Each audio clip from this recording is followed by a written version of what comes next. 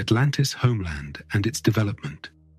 There are significant challenges in understanding the Egyptian concept of the origin of their sacred lands, where the gods established their domains.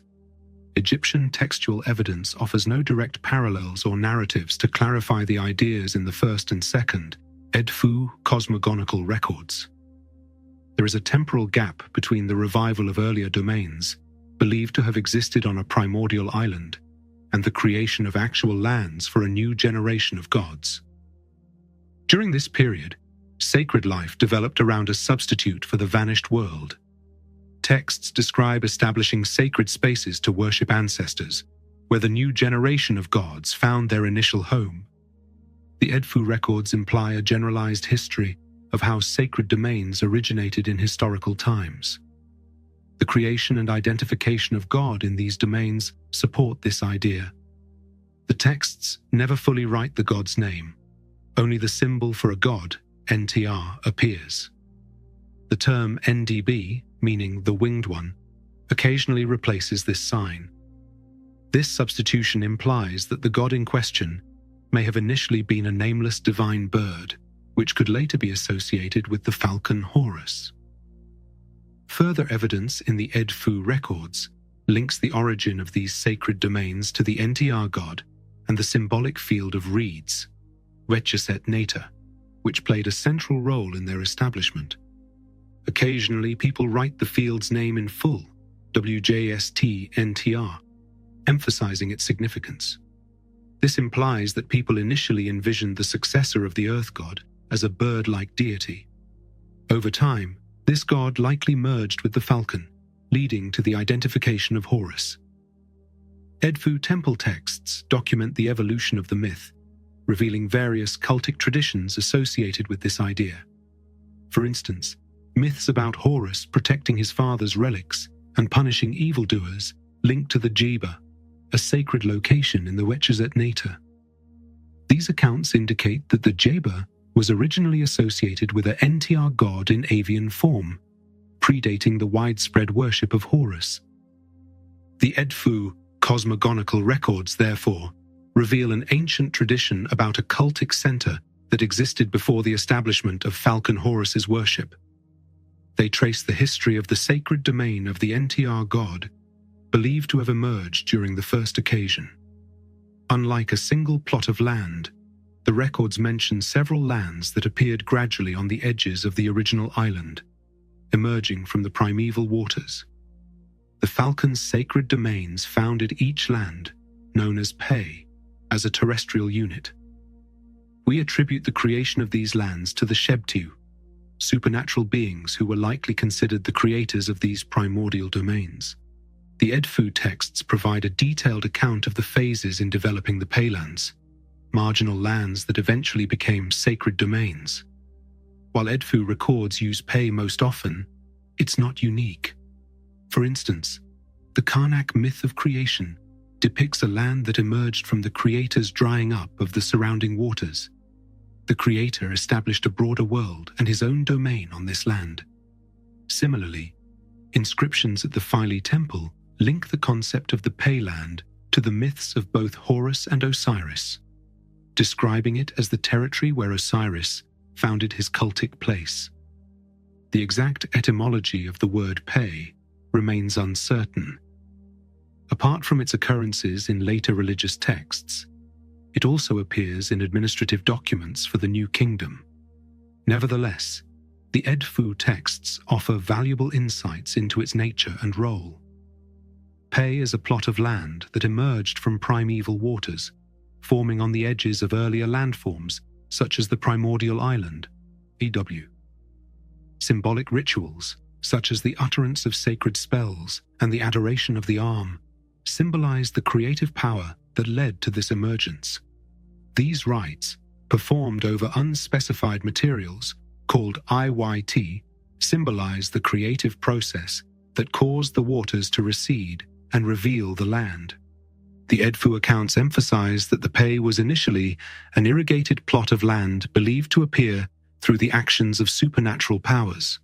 The story begins with references to IBW, or fields, submerged near the island. These fields likely became the locations where the paylands emerged.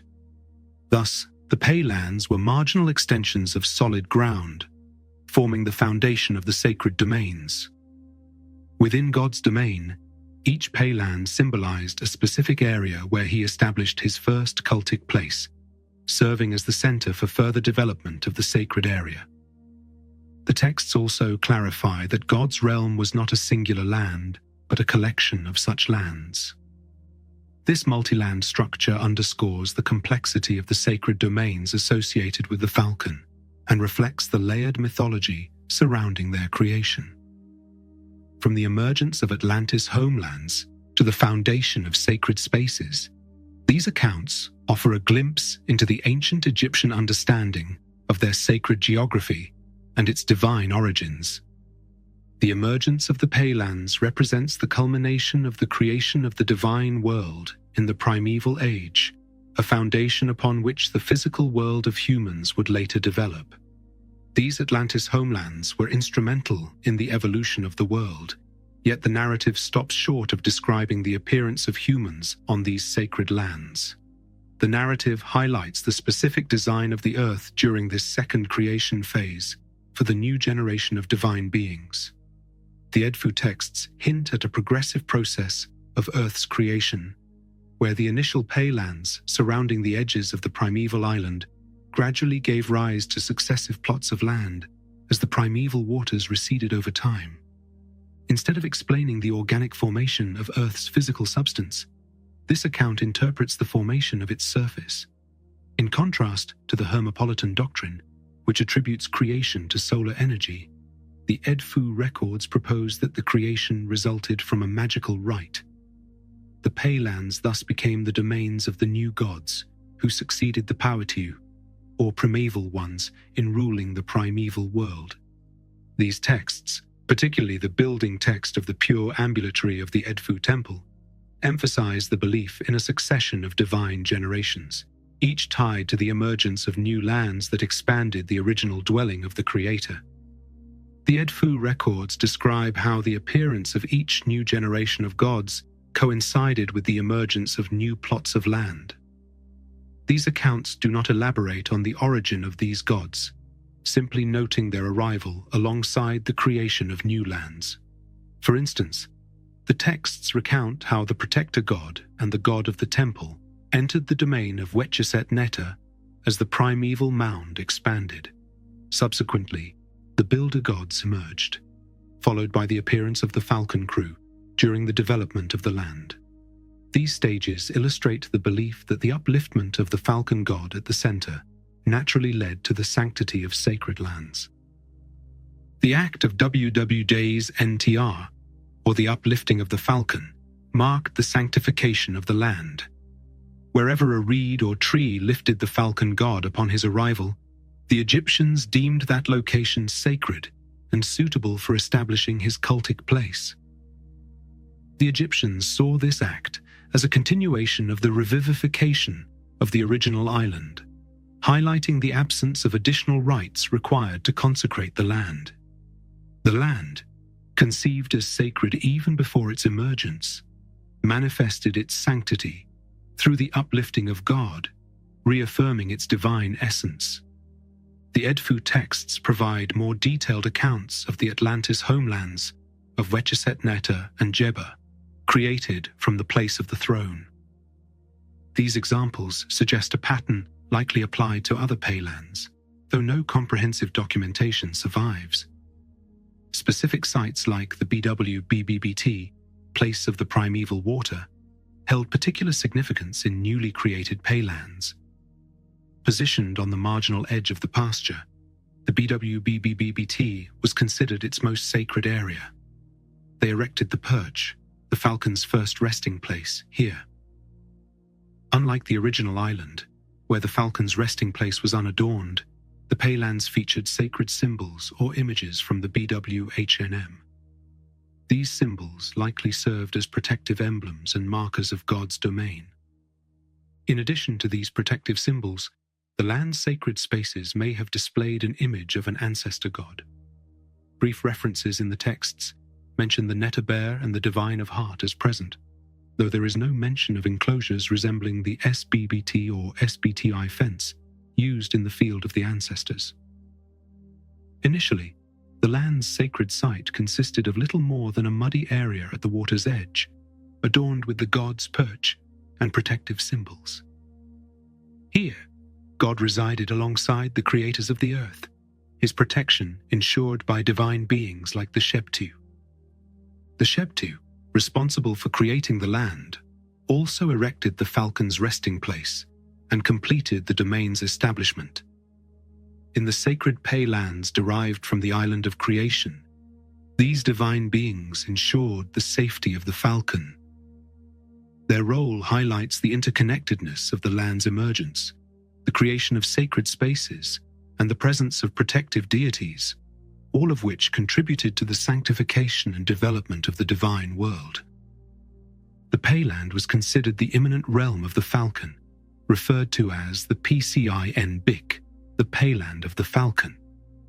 The Ka, the deceased earth god, chose the site for the first sacred domain within the Pei land not arbitrarily, but according to his will.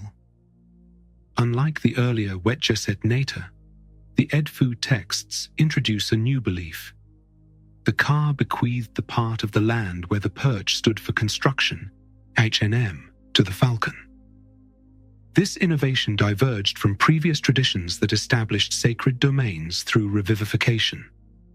The first sacred place in the land was considered a deliberate construction, decreed by the Ka at the dawn of creation.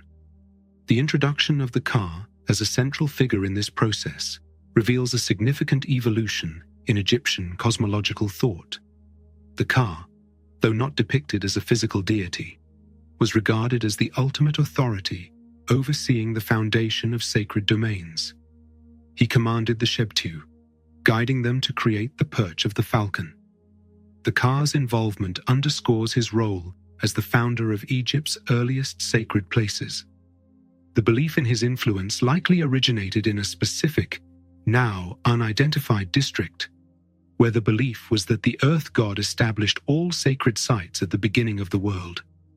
The accounts of the island of Trampling and its offspring, the Atlantis homelands, further emphasize the Ka's presence. After the initial creation of the island, Ka revealed himself as the first divine figure to appear. He guided the Shebtu in building the falcon's perch and found the first domain's location. The texts do not describe the appearance of his dwelling, but it appears to have been a significant center within the pasture. The Ka's original realm, which emerged as the waters of creation receded, existed near, but not on, the primeval island. This suggests that the Pei lands may have been considered extensions of the Ka's domain. The Atlantis homeland narratives highlight the importance of the DD pillar, which symbolizes a deceased deity's sacred resting place and marks the land's most sacred part. Before erecting the falcon's perch, adoration ceremonies took place at the DD pillar. This ritual likely aimed to restore the land's sanctity, laying the groundwork for the falcon's new domain. These actions mirror those performed on the original island, suggesting a deliberate continuity in creating sacred spaces. The Ka's bequest and sacred domains. The Ka's role extended to assigning specific sites to the gods for their permanent homes. For instance, Horus revered the land at Edfu, believing it to be a divine inheritance.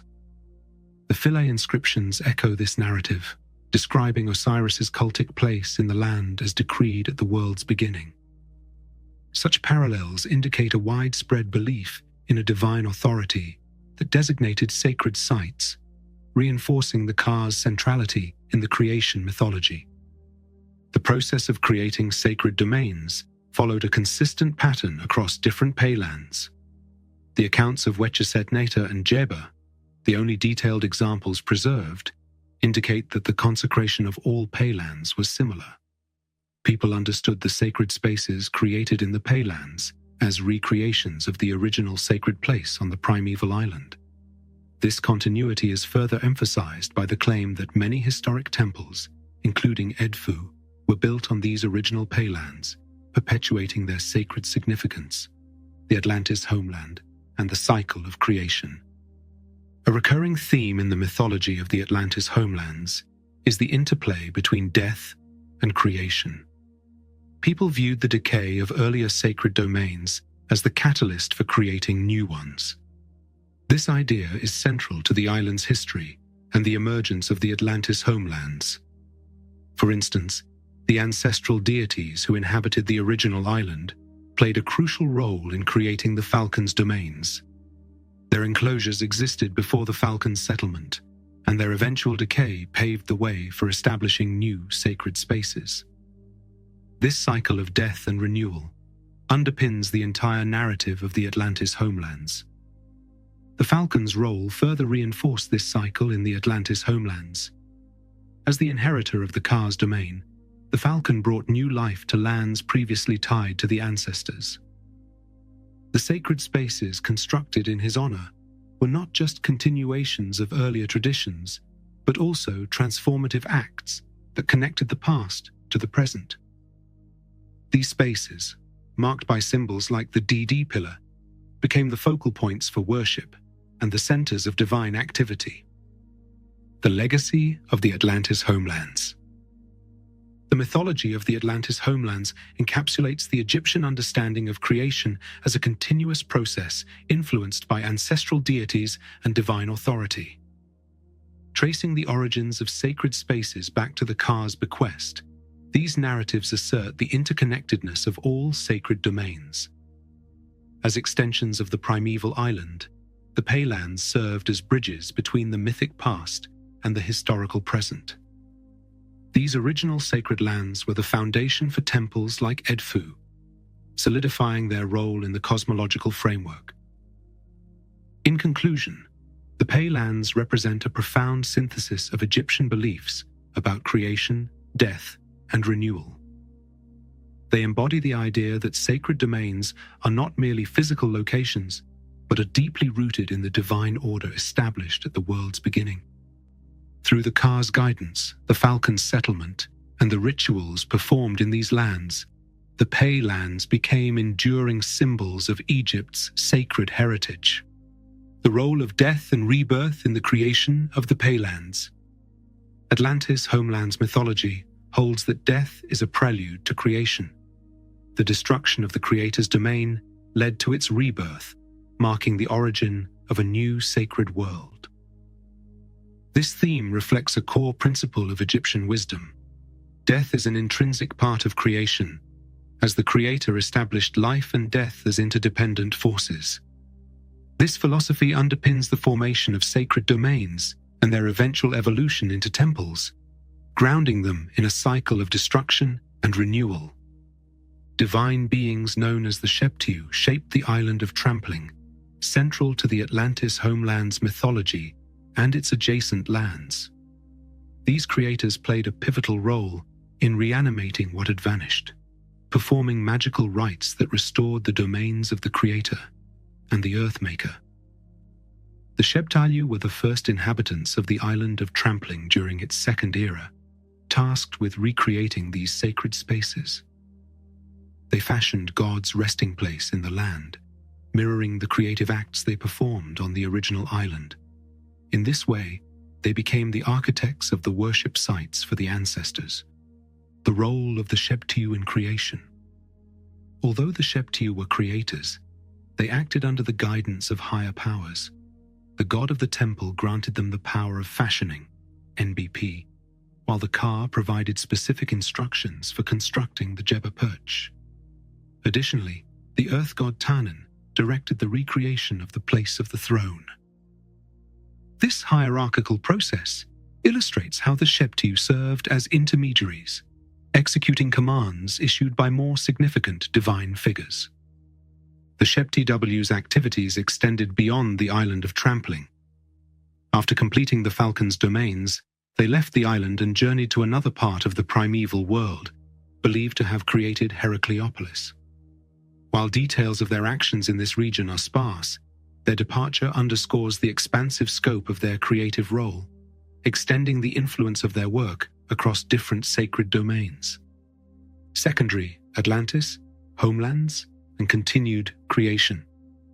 The emergence of the secondary paylands represents a subsequent phase in the evolution of the Falcon's sacred domains. Initially established around the former domain of the Ka, these secondary paylands extended the sacred geography beyond the island of trampling. The narrative mentions a PWRT, a term with no exact parallel, but suggesting a movement to another part of the island, possibly its hinterland. This region, referred to as the Island of Fury, IWNSNI, appears as a new focal point of creation.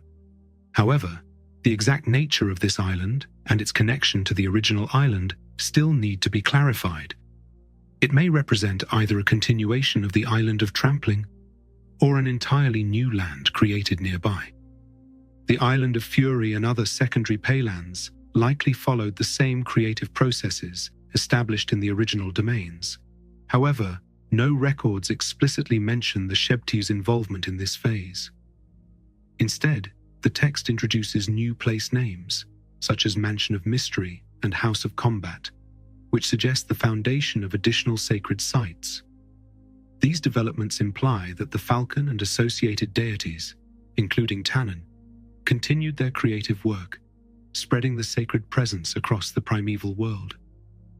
The role of ancestral figures and the makers of substances.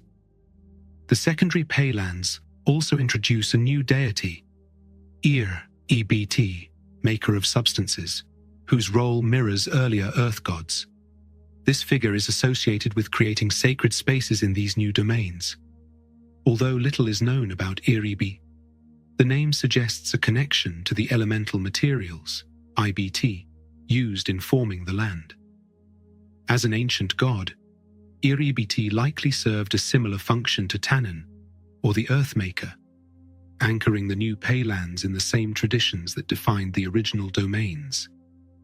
The narrative described the BWTPY, first place, on the Island of Fury, a location associated with the maker of substances and considered the most sacred part of the land.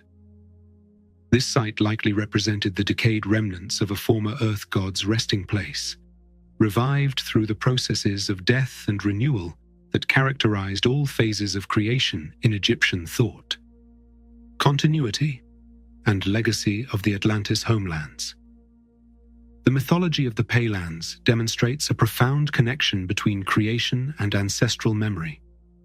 People saw each new sacred domain as a recreation of an earlier, vanished space, ensuring continuity with the past. This process of renewal extended beyond the original Paylands to include secondary regions like the Island of Fury, illustrating the expansive nature of this mythological framework. The sacred domains established in the Paylands formed the foundation for historical temples. For instance, the temple at Edfu claimed to be the first built on the original land, embodying the traditions of the Falcon's sacred domain. The belief that all temples originated from these sacred lands reinforced their importance in Egyptian cosmology. In conclusion, the mythology of the Atlantis homelands offers a compelling vision of creation rooted in the cycle of death and rebirth. Divine figures such as the Shebtu, the Ka, and the maker of substances established the Paylands as sacred spaces, extending the divine presence across the primeval world. This process of continuous renewal not only shaped the sacred geography of Egypt, but anchored its religious traditions in an enduring connection to the past, the first place, and the recreation of sacred domains. The narrative firmly implies that the location of an early settlement of a divine earth god became the foundation for a new sacred domain after its destruction, even though it does not describe the first place's eventual appearance or its revival process. This belief aligns with a recurring Egyptian theory.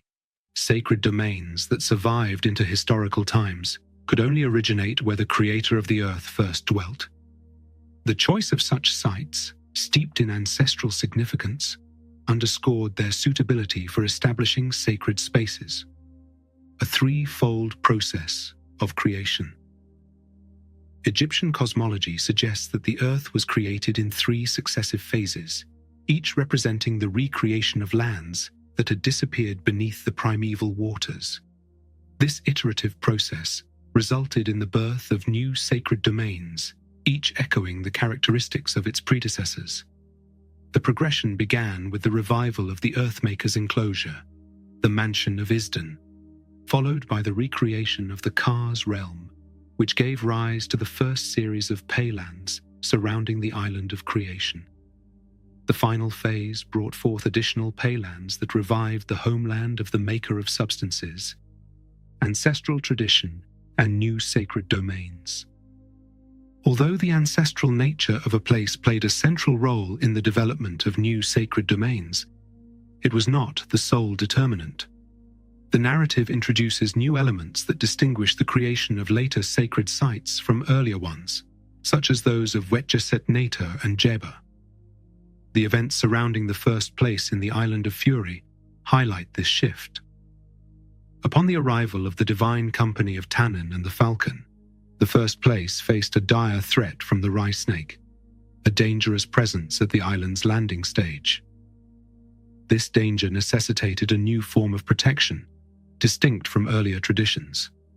To protect the area, Tek and Seshat constructed a BWTT, place for crushing.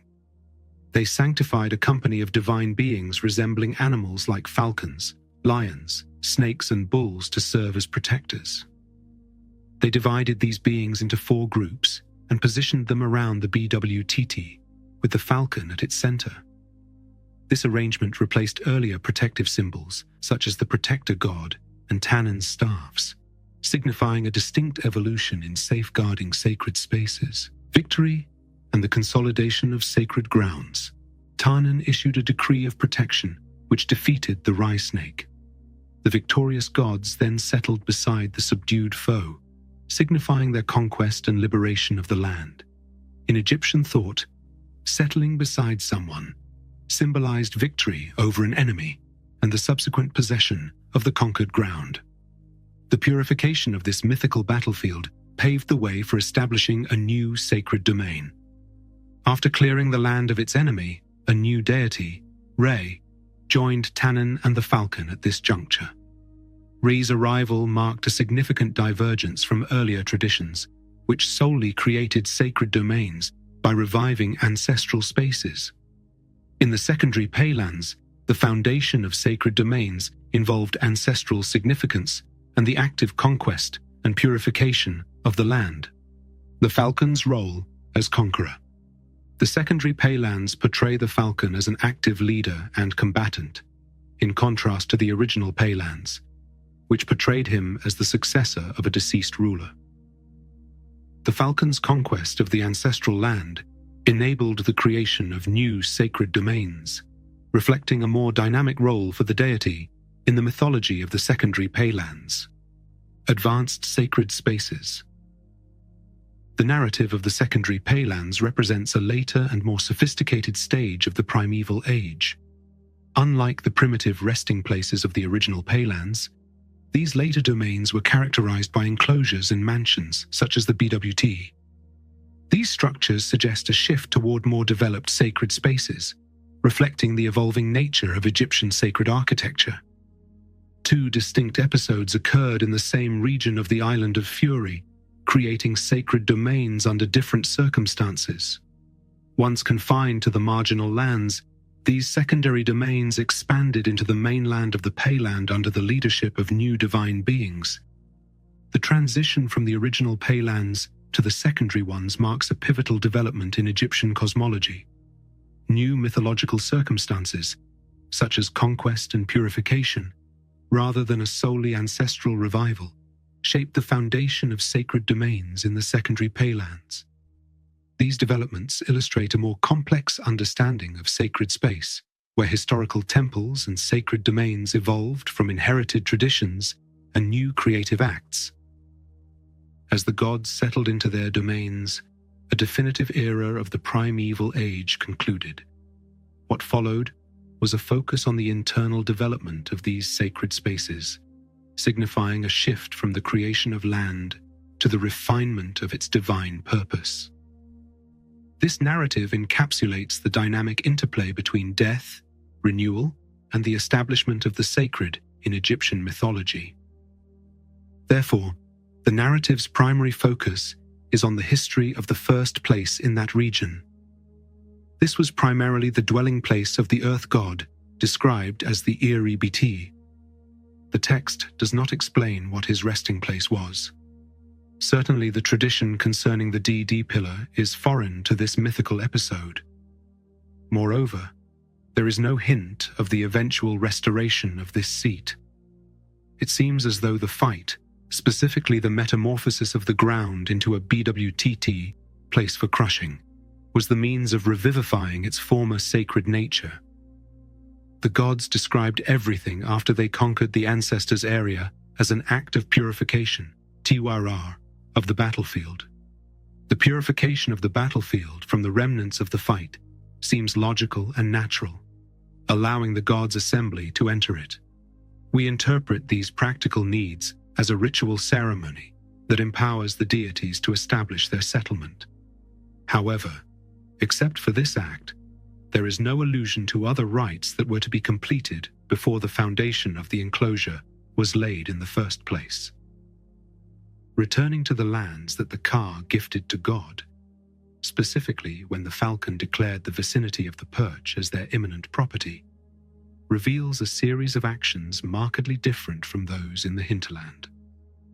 We describe the two Shebtus as performing yet another act of creation. The allusion refers to a ceremony resembling the IBT, substances, invocation. What follows is a description of a scene strongly resembling the procedure of creating the land itself.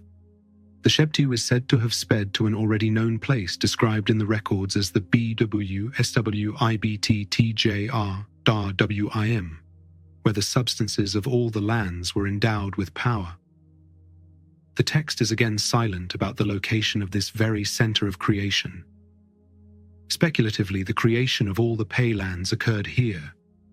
This would mean the Shebtu returned to the center of creation on the original island, where this ultimate act began. This implies that the Egyptians believed a single center from which all phases of Earth's creation emanated, existed in the primeval world. As far as the document tells us, this was the BWHMN, place of the well. The hypothesis received support from the second occurrence of the name BWSWIBTTJ, which incorporates the expression TWRRW, meaning all lands. We suspect this expression includes all the Pei lands from the first cosmogonical record. On the other hand, the description of this creation episode suggests that another act of creation, possibly on a smaller scale, occurred after the creation of all the Pei lands. Under these conditions, the magical rite of endowing the substances with power caused the primeval water to recede from the edges of the existing land. However, Atlantis Homeland has yet to emerge. The outcome of this action is described only as WGCBW. The place has been delimited. This suggests a reenactment of the rites of creation previously performed on the edges of the original island, revealing submerged land. However, the BW place described here was distinct. Since the perch was already in existence and stood on the marginal land of the Atlantis homeland, this BW place may refer to the immediate surroundings of the perch. From the account of the Atlantis homeland of Wetcheset Neta, we know the perch was erected in the BWBBT, place of the primeval water. The BW place described here must have lain beneath the water when the falcon was proclaimed NDM Lord of the Atlantis homeland. Consequently, this ultimate performance of the CWIBTTJ would have served to bring this particular BBBT into a fitting state, fulfilling the Ka's command. The construction of the enclosure necessitated a specific act of creation, which took place only after the establishment of the country's mainland. The origin of the land of Jeba suggests that the magical rite of creation enshrined the DD pillar of the Ka precisely in the BW place. This ultimately resulted in creating a piece of land known as the former home of the Ka, which served as the foundation ground for the falcon's first enclosure in the pasture. The text does not explicitly state that none brought out the ground of the car's home. Instead, it describes this action as delimited. This suggests that, in this particular instance, the magical rite may have dried out the muddy area and restored the former boundary of the car's home. The foundation ground was thus believed to restore the exact extent of the former domain. The text says that after solidifying the perch neighborhood, the sages, the builder gods, and the falcon's crew approached their lord. This brief description suggests the assembly of gods entered the very ground of the perch. The NBP action, fashioning, commenced after a ritual of greeting and adoration. This confirms that only the falcon's inherited land with the home of the car relics was suitable for what followed. Only this part of the land was subject to the WGT-NFR, blessed command, of the car, ensuring it was safe for God to establish his settlement there. The term NBP underscores the transition to construction, marking the beginning of the falcon's first enclosure. Wetjeset Nata and Jeba's accounts record this event, emphasizing that the Palin's most sacred spot enshrined the protective powers necessary for the falcon's domain. Conceptually, the foundation plot originated later than the land, reenacting the earlier acts of creation. This marked the conclusion of the protracted process of Earth's creation and the beginning of a new phase, the development of the temple. An examination of the Edfu records clearly shows that Egyptian cosmology did not include any ideas about where the first properly built enclosure of the god, and by extension, the temple came from. We have noted some points of convergence in the background of these two theories. Both emphasize that the site of the first enclosure originated from a place of ancestral tradition. It is also evident that Tannan was the chief authority who ensured the site was safe to house God. However, at this point, the method of achieving this protection differs significantly. The soldiers of Tannan, fulfilling their duty of protecting God, appeared on the scene instead of using staffs imbued with magical power. Furthermore, it's important to note that the site, despite its roots in ancestral tradition, falls within the Palin's mainland. As mentioned, a new divine being appeared when the victorious company of gods took hold of the site. The sudden arrival of a god, who is not described as a member of the divine family residing on the original island and who did not participate in the fight, makes it apparent that the second Edfu myth might originally have been an alternative interpretation of the origin of the falcon's sacred places. This tradition clarifies the later creation of the falcon's secondary sacred places, or reveals the falcon's original domains situated outside the car's realm. The presence of the ancestor Ir-Ibt may support the latter interpretation. At a specific moment, the first myth, in which the car plays a significant role, may have connected with this one, explaining the origin of the falcon's enclosures in the secondary Paylands. Tannan and the falcon occupied these lands, but beyond their original dwelling places, they might have housed remnants of other sacred domains from a past era that necessitated restoration. The revivification and restoration of their sacred nature have involved procedures distinct from those associated with sacred places directly derived from the creation of the earth. The third Edfu record's interpretation of the situation could apply to the genesis of nearly any god's realm. We can infer that this myth underwent further modifications as it spread to regions beyond its origin.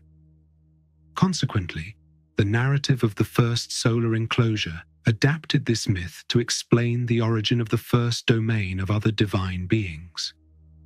If this interpretation is accurate, it's crucial to highlight that the creation of sacred domains for other gods hinged on the presence of Tannan and the falcon in those locations. This belief likely arose from the transference of traditions between regions. We portray Tannan and the falcon as traveling through the primeval world. In places where they paused, They prepared the way to create sacred domains that were not exclusively theirs. They believed that other gods had joined them and shared these enclosures. From this belief emerged the theory that the sacred domains of gods could only originate in locations first inhabited by Tannin and the falcon. Further support for this explanation lies in that the second myth does not describe the creation or early development of lands belonging to the sun god. It does not reference creating the seat of the first occasion, Zeptepi. According to this theory, the origin of the first solar domain was not on lands specifically created for the sun god, but rather on lands previously belonging to other deities. This theory aligns with the narrative that after Tannin and the falcon prepared the sacred settlement, they purified, sanctified, or consecrated the site for another god. It is equally plausible that the Edfu records reveal a tradition entirely separate from the Hermopolitan myth of creation. This doctrine does not assert that the sun god created a land from the island of creation for his first enclosure. Instead, the Hermopolitan theory asserts that the sun god constructed his first temple in his birthplace, the pool of the primeval island. Moreover, Hermopolitan sources fail to explain the creation of the world's first solar temple. The concept of constructing a temple does not align with Hermopolitan's thought. Therefore, the Edfu records introduce us to a tradition regarding creating sacred enclosures, BWT or InB, a belief that only places directly connected to the earth God could create them.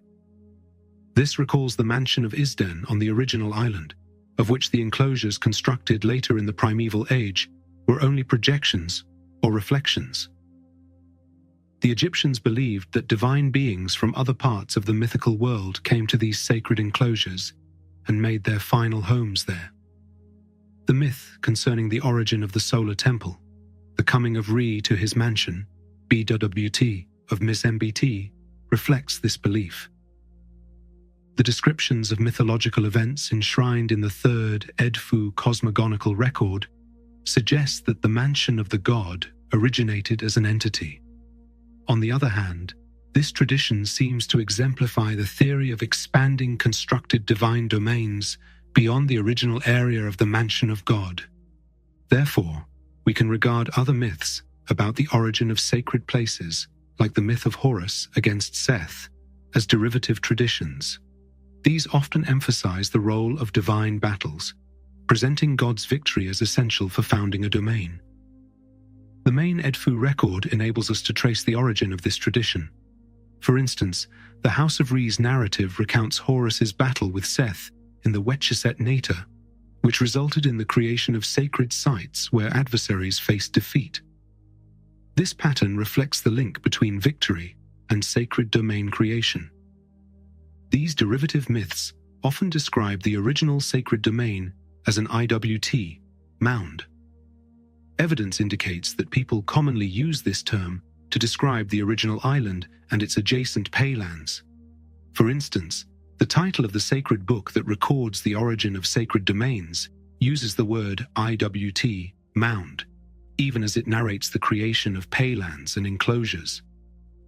The Edfu texts provide supplementary evidence confirming the application of the term IWT to describe the original land emerging from none. The study of the Edfu cosmogonical records reconstructs a sequence of mythological events regarding the origins of sacred places. These records highlight Tannin's prominent role in restoring sacred enclosures like the Mansion of Izden and subsequent developments in the Atlantis homelands and secondary sacred domains. This suggests that later traditions regarded this era as Tannin's reign. However, Tannin is not connected to the origin of sacred places on the IWT mounds, supporting the idea that these represented a unique land of the mansion of the god, where divine beings from other regions ultimately settled. Reconstruction of the theory concerning the origin of the Temple of the Falcon. We provide a detailed explanation of the origin of the falcon's first enclosure in the original pasture. The god's construction and occupation of this enclosure marked the end of a specific phase of evolution. The site, with its most elementary type of enclosure, has become the setting for a new phase of creation, regarded as a significant period in the reign of Tannan. The traditions connected with the final piece of earth define the characteristics of the forthcoming creation phase, summarizing the ideas that underpin the completed creation of the land of the home of the Ka is worthwhile. An important feature in this narrative is the Didi pillar.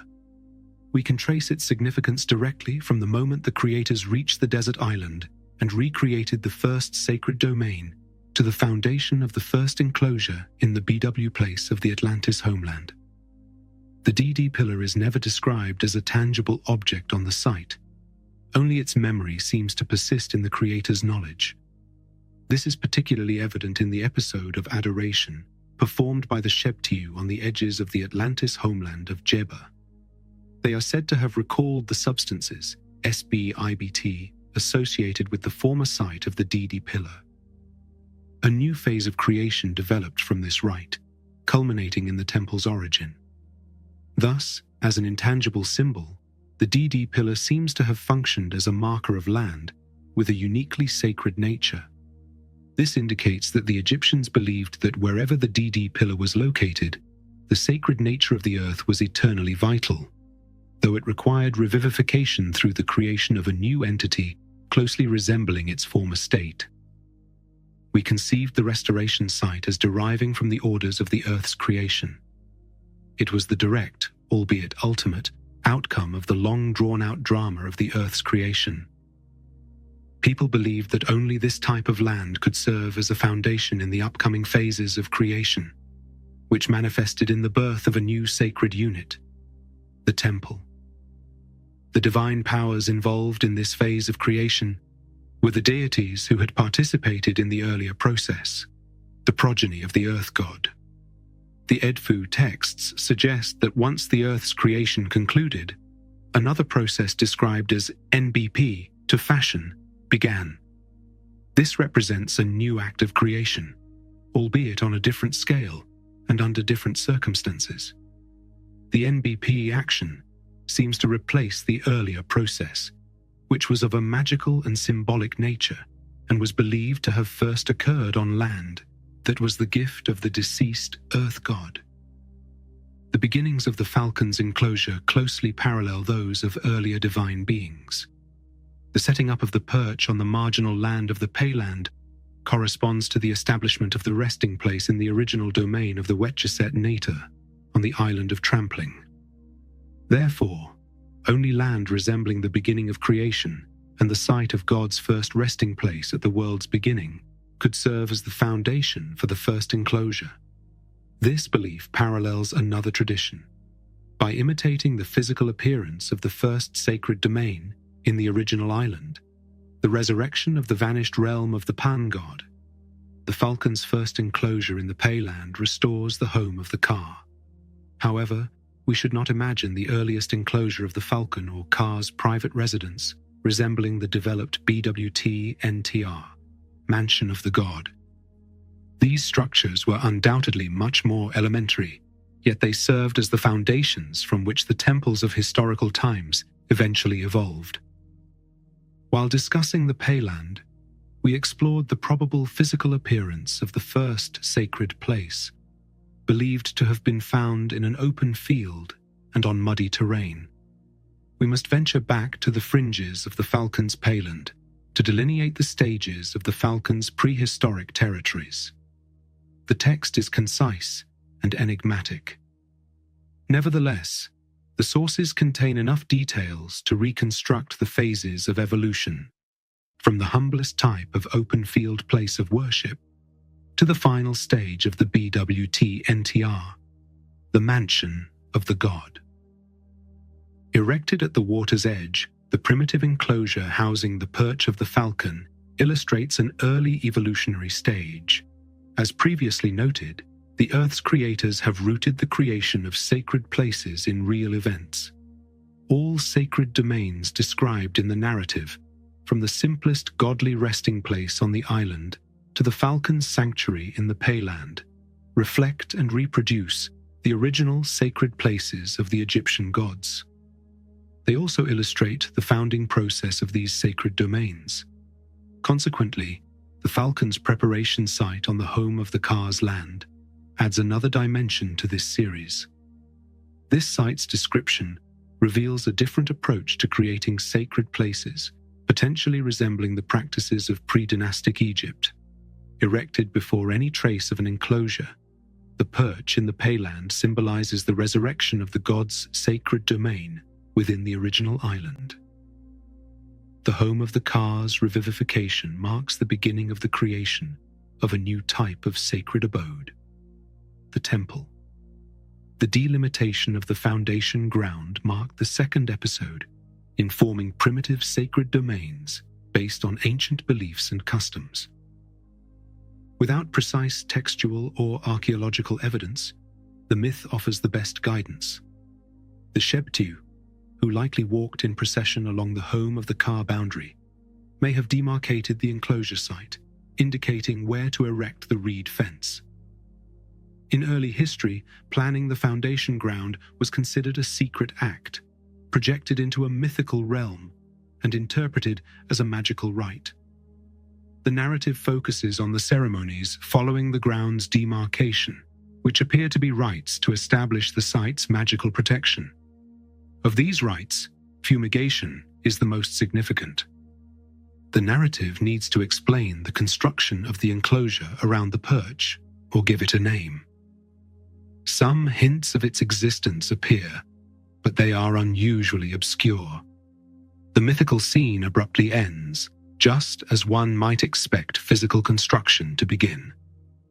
The first enclosure in the pasture was likely a simple reed fence forming an open courtyard, with the perch at its rear marking the site's most sacred area. Such a primitive enclosure probably contained symbols to signify its sanctity or God's identity. The Shebtu is believed to have brought sacred symbols from the Biuham. In all likelihood, these symbols represented the earliest type of sacred objects kept in primitive enclosures, possibly including an image of an ancestor god. The Edfu account verifies the discovery of the earliest falcon enclosure at the water's edge. This practice aligns with customs of the early ages, as other textual evidence suggests riverbanks were preferred locations for sacred domains. The Edfu records thus preserve a memory of genuine early sacred enclosures, which may once have existed as described in the cosmogonical texts. Reconstruction of the Temple of the Falcon. Although the text does not explicitly state it, it is tempting to suggest that this Wetjeset-Neta might be identified as the Atlantis homeland of Wetjeset-Neta. Therefore, the first BWT-NTR of the Falcon may correspond to the temple of the Payland of Wetjeset-Neta. Under his reign, the Earth God may have found it on his falcon-bequeathed land. Wetjeset-Neta's temple has already received a description. The record mentions an enclosure, referred to by the term NB, though its dimensions still need to be recovered. The enclosure may have measured approximately 300 cubits from west to east, and at least 400 cubits from north to south. They erected a second enclosure within this outer enclosure, although the text does not provide its name. This second enclosure included several halls and rooms, eventually forming the first BWT-NTR, Mansion of the God. The construction occurred 105 centimeters from each side of the outer enclosure wall. The temple's BWT-NI, a small chamber measuring 30 by 20 cubits, stood at the center of the inner enclosure. This chamber was located at the rear of the northern wall of the inner enclosure. While the precise dimensions of the inner enclosure remain unknown, it measured 90 cubits from east to west, as its eastern and western walls were each 105 cubits away from the outer wall. However, we must preserve the north-south dimensions.